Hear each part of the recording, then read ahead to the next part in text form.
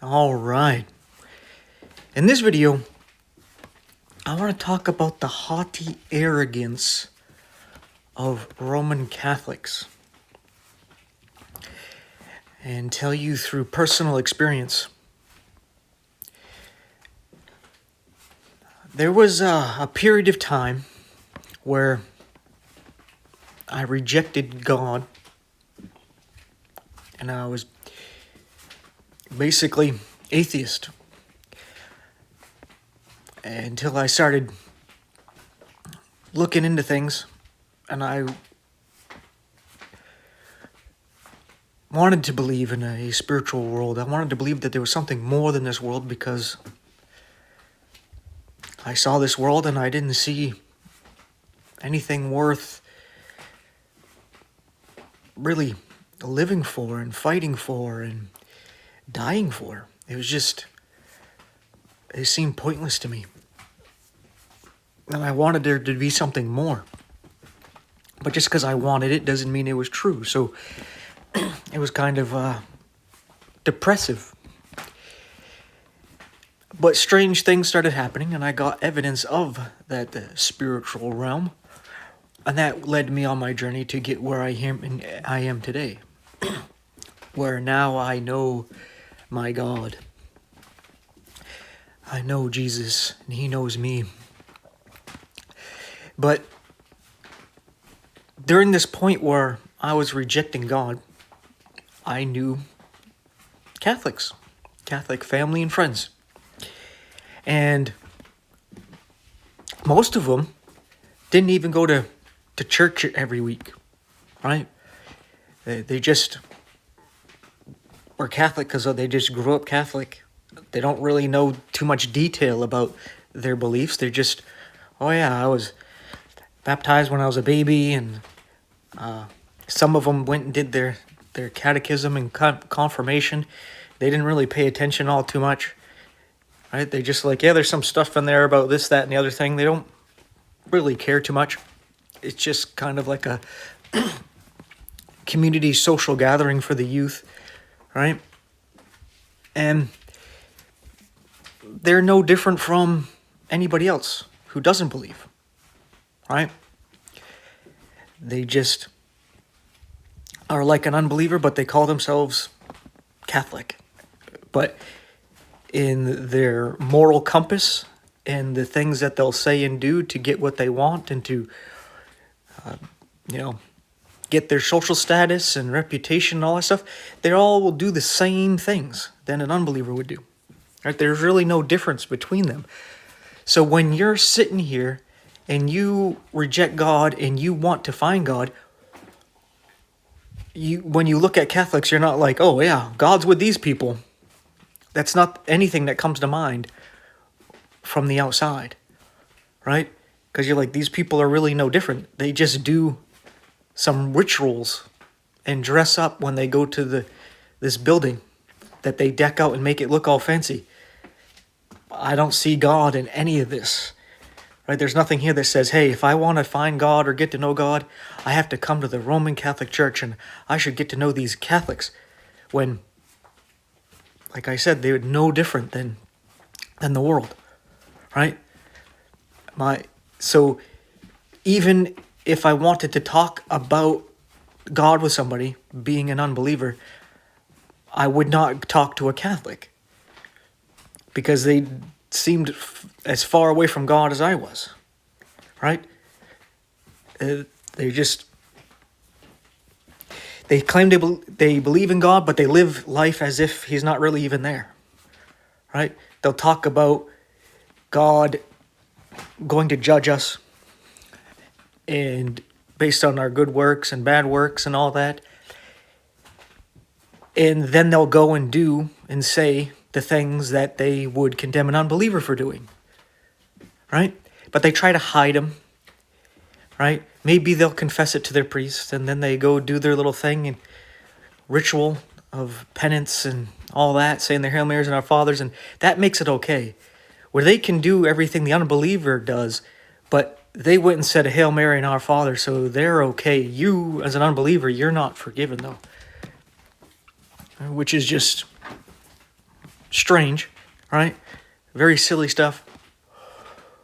So where's this arrogance come in? Well, when I actually realize Jesus is God, and I got to get to know this Jesus fella, my first impression was, I need to read the Bible. The Bible is his word. If I want to know this guy, I need to know what he says himself. I'm going to go directly to him. I'm going to go to his word. I'm going to go to the Bible and read it. And that's where I ended up at first wondering which version should I read. That was like the first thing that I did, where I think it's weird how there's Christians who don't think the version you use matters at all. They don't even think twice about it. They're just like, yeah, use whatever version you want. It doesn't matter. Like it's just strange that it never even crosses their mind. I find it very weird. Because that was the first thing that came to mind. There's different versions. Which one should I use? So I studied it because I didn't just want to read some version that was like, oh yeah, this is God's word, but it really wasn't. Right? I wanted God's word. So I went to find the version in English that I should be reading. That's a bit of a side subject, so I'm not going to get any deeper into it than that. But the Catholics around me seemed kind of offended, or actually were offended, because they were like, yeah, you had some experience and you want to come and get to know God. It's kind of like, why didn't you come talk to us? We believed God this whole time. And it was like, oh yeah, I couldn't tell. Right? You say and do the same things I would do, without having a moral compass. Not really caring, right? Because it doesn't matter in the end, right? Why would I go to you? When I see you, I'm not looking at like, oh, this person is different than me because they have this relationship with God. God's spirit is with this person. They're just so much different than I am and so much holier than I am. Because they now and then they go to a church and they do this ritual and they eat a wafer and take a sip of wine and wow, they're just such amazing, great people. How godly and holy they are. That those thoughts never crossed my mind at all. At all. So that's where the arrogance is. Like, especially with some of them where they don't even go to church. They went to catechism when they were younger. They didn't really pay attention. And they sit up here on this pedestal and like, yeah, you come to me if you wanted to get to know God. Since you believe in God now, why don't you come talk to me? And it's like, because you don't even know anything. You don't care, right? You're living life with me, doing the same stupid things I was doing. I mean, seriously, right?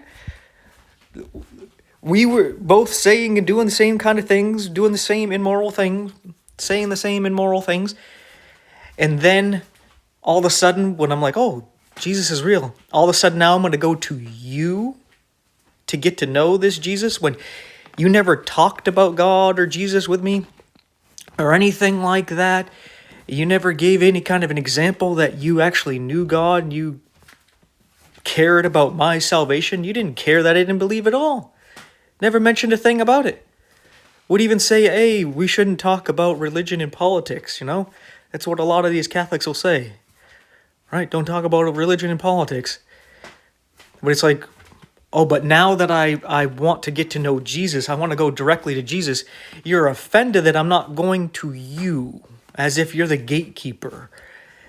Yet if you were the gatekeeper, why weren't you telling me about this Jesus fella in the first place, warning me about my soul going to hell or anything? You didn't say anything about it. Right? And these Catholics will have no problem marrying unbelievers as well. Right? No problem with it whatsoever.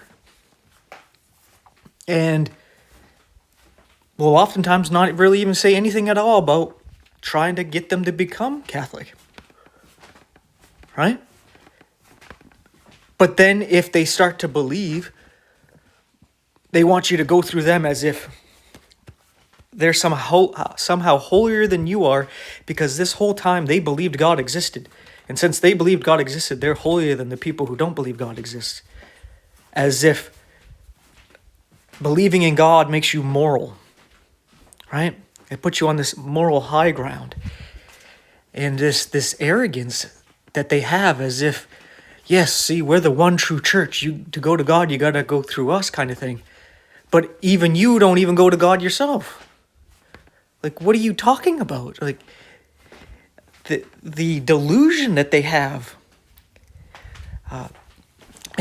When I started learning about NPD, narcissistic personality disorder, I started to realize that Roman Catholicism is a narcissist's religion. It's basically based around the mindset of narcissism, where you have the head guy in his hierarchy, where they all want to be at the top, because a narcissist can't be equal with anybody, right? Whereas Christians, we're all kings and priests, we're all brothers and sisters, but narcissists can't stand being equal with anybody because they believe that they're above other people. They definitely can't stand being below anybody. But as long as they have a hierarchy that they can climb up, they think that eventually they'll get to the top because that's where they belong. And as long as they're above somebody, even if they get crapped on by somebody above them, they feel okay because then they can just crap on the person below them and it makes them feel better. Right? So that whole system, just with the hierarchy itself, is narcissistic. Right? When I would talk to these Catholics and be like, well, Jesus said that if you want to be the greatest, then you would be the servant of all. As Jesus gave us the example. He gave up heaven, didn't live a rich, luxurious life, lived homeless, walking around helping people, and gave his life for us all. Right? And I was like, you look at Jesus compared to the Roman Church, and you see that it's completely joined with the world, loves money. It builds up all this different architecture and buildings, and this obviously has a lot of stuff tied to paganism and heathenism, and basically the Roman pantheon, right, renamed with Christian names. Like, you can clearly see it clear as day that it's nothing like Jesus whatsoever. But you seem to think that, hey, to come to Jesus, we got to go through you. As if I go, hey, Jesus, help me, he's going to be like, nope, you got to go to one of these Catholics first. You got to go through them and go through the church, and then I might talk to you after that. Right? This arrogance that they have is just, it's like insane. But that's narcissism. And part of narcissism is mainly with what they call the covert narcissist, is where they don't want to openly be arrogant and everything. So they want to paint an image. What matters most is this image they've created of themselves. Where they're up here, they've created this idol, which is themselves. And they created a delusion of themselves that they are good, holy, just people that are approved by God. And they are in the truth. They're standing on the truth.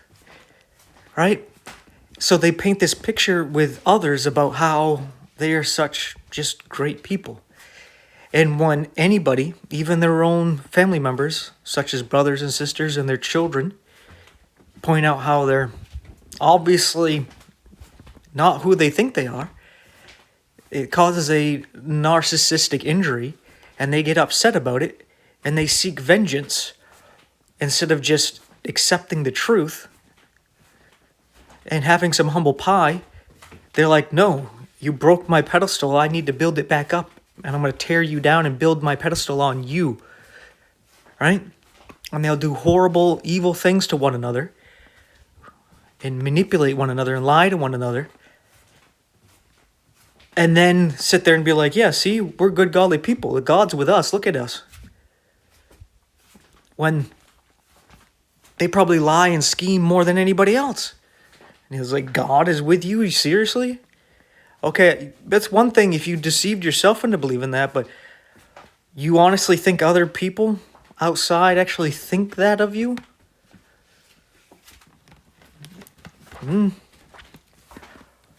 Not the case. And it's why Catholicism doesn't generally convert people. In the past, when it converted people going around the world, it did it by the sword, just like Islam. It forced conversions. It mainly reproduces by reproduction, by Catholics having more babies, and then brainwashing their children into the nonsense of Roman Catholicism, because they can't do it to adults, right? Adults see that it's a cult. Children don't understand, right?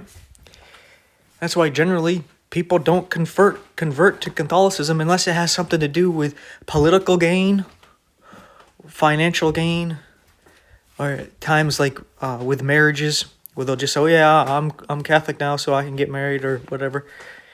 You know, it doesn't have to do with like, I saw the truth and God led me to Catholicism because it's just the truth. I mean, see, look at this. God led me here because of this, that, and the other thing. You never hear that because it doesn't happen. And Catholics don't go and they don't preach Catholicism to the world, right? They don't do that. While true Christianity doesn't really reproduce by having children, it reproduces by converting people with the gospel. Where people say that blood is thicker than water, spirit is thicker than blood. Where they create a spiritual family and reproduce spiritually. Because when you have children, you don't know if they're end up going to truly believe or not. You can be like the Catholics and the Muslims and force them to go along with your religion, but that doesn't mean they truly believe it. And it's kind of like an atheist saying the Hail Marys and Our Fathers. Does it really matter? They don't truly believe. They're just doing it to not get punished or get a reward or make you think that they're a good, holy person. Right? But some of them are delusional to think that, oh, an atheist or an unbeliever can't say like a Hail Mary and all that stuff. When they're just deluded, right? They don't understand how Satan can come as an angel of light and his ministers as ministers of righteousness. Satan can come looking like an angel, praising Jesus Christ, even talking good about Mary and saying all kinds of wonderful things that are the truth. But you see, he does it to deceive and manipulate you. All right? So, yeah. That's part of being up on this pedestal. They got this mindset as if they can't be deceived. They're in the truth. They got the whole truth, and they don't need anything else. They don't need to question it because they got the truth, and that's that, right? And that's just a cult mentality. You don't question your beliefs. That's the first rule of Cult Club is you don't question the beliefs, right? So they got that one down pat. And second rule is if a question does come up, you accept whatever answer is given to you, even if it doesn't make sense, even if it contradicts, if it's hypocritical, if it's inconsistent, it's because you're just too stupid to understand. That's rule 2 of Cult Club. So don't question, but if a question comes up, accept whatever answer you're given because you're just too stupid to understand if the answer doesn't sound right to you. So just accept it. Right? But this mentality, they're up on this pedestal, is just weird and strange. Right? It's just, like I was saying, even with these ones that all they did was go to catechism and they didn't really pay attention, they don't even go to church. But then all of a sudden they're like, oh yeah, I believe and I went to catechism. I'll tell you maybe some things I can remember, as if they're like the gatekeeper of all knowledge or something now. Right? It's just be like, no, I can go read the Bible myself, and if I'm interested, I can go read the catechism myself. Right? And they're just kind of like offended, as if you can go do that on your own, like there's something wrong or evil about doing such a thing. But I'm done rambling here. I just wanted to get this off my chest because I thought this was just silly. Some people are. I mean, what can you do? I mean, when the blind are leading the blind, they're all going to fall in a ditch. But how do you paint a picture to the blind? Like, you want to show them something, but they're blind. How are you going to show it to them? Or they're deaf. How are you going to sing them a song? They can't hear it. They're deaf. Right? So, with these people, you just got to pray for them. Because what else can you do? If somebody's deaf and blind, how are you going to communicate with them? All right? Especially if somebody is blind and they're deaf, and then they think that they're in the truth, and they see everything and they can hear everything, and they start talking as if they got the truth. How can you reason with such a person? You gotta be like, all right, I gotta just walk away from this one, right? Especially those people they'll lie and steal and cheat and manipulate. And then they're like, God's with me. Right? It's like, do you truly believe that? I mean, that one I get really dumbfounded about. The people who can say, yeah, God's with me, with my church, and then they'll lie and manipulate. And it's like, what God are you talking about? Are you talking about Jesus of the Bible, or is this some other Jesus? Like, who are you talking about that's okay with you lying and manipulating people?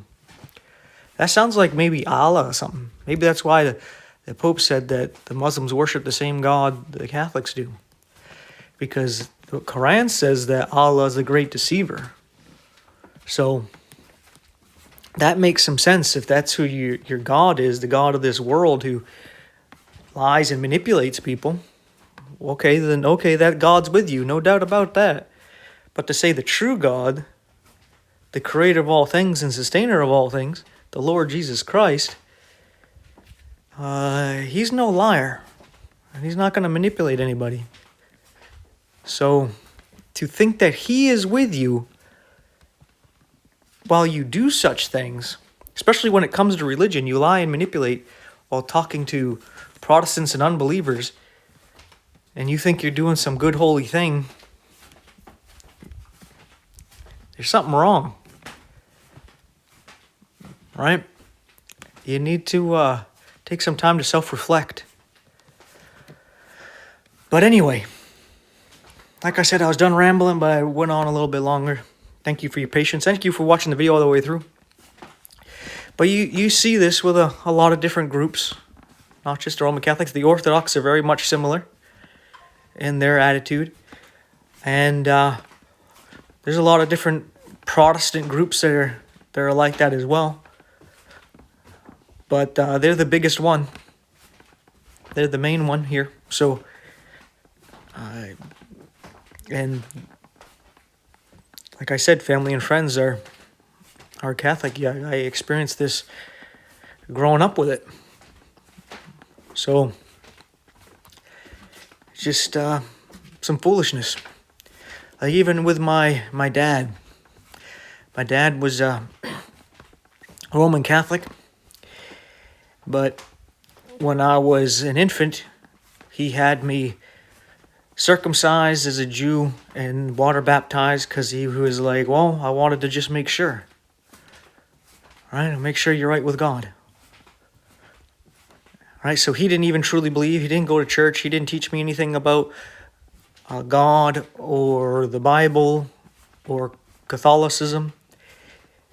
He just said, there's a God, and I want you to find him yourself. And then when I did, and it didn't line up with Catholicism, he defended Catholicism. And I always thought that was strange, how warped his mind was from growing up in the Roman Catholic Church, that even though he wasn't sure if it was true, that he didn't want to force it on me like it was forced on him, that even when it came down to it at the end, when it was like the stuff that you were taught doesn't line up with the scriptures,